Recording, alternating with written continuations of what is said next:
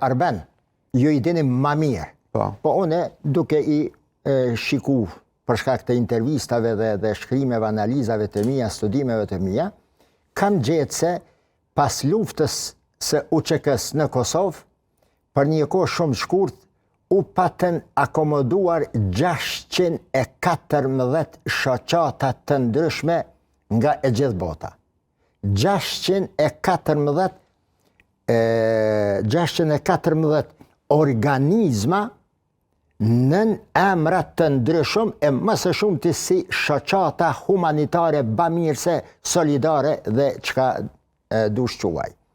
Organet kompetente të sigurisë së Kosovës, ato që veprojnë haptas dhe ato që veprojnë në mënyrën si e kanë natyrë pune, natyrisht se I kanë detektue ato të cilat janë në interes të shtetit të Kosovës, të qytetarëve të Kosovës, të shqiptarëve, dhe ato që mund t'i sjellin dëme. Ndër ato që identifikohen, jo nga unë, kjo nuk është qëndrimi ime, nga këto organe kompetente janë edhe disa nga shoqatat islame të cilat kanë vepru këto.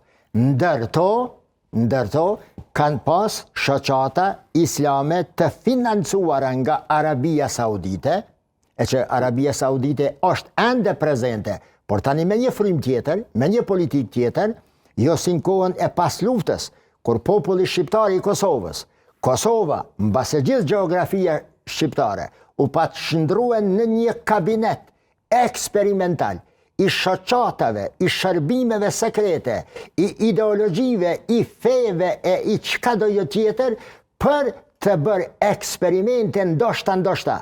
Nëse guxoj me thonë si kur eksperimentet e nazistëve që kanë bërë me të burgosërit hebrej dhe të tjerë në për vende përqendrime.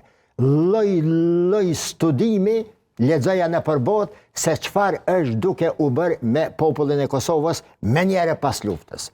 Gjatë kësaj kohe identifikohen po edhe disa nga Irani, më pastaj kam dëgjuar se janë dëbuar disa nga Arabia Saudite dhe vendet arabe sunnite, disa janë cilësuar si vehabiste që përveç që bien ndesh me politikat shtetnore dhe interesat shtetnore të Kosovës, bie ndesh edhe me frymën fetare, shekullore të cilën ne e kemi pas këto, fryma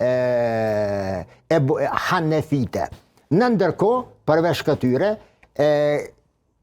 organizatat, shoqatat shiite, unë nuk mund të prejudikoj se të gjitha këto kanë pas qëllime të errta ndaj Kosovës dhe shqiptarëve. Por veprimtaria e tyre është cilësuar dhe klasifikuar si e dëmshme, andaj janë dëbuar.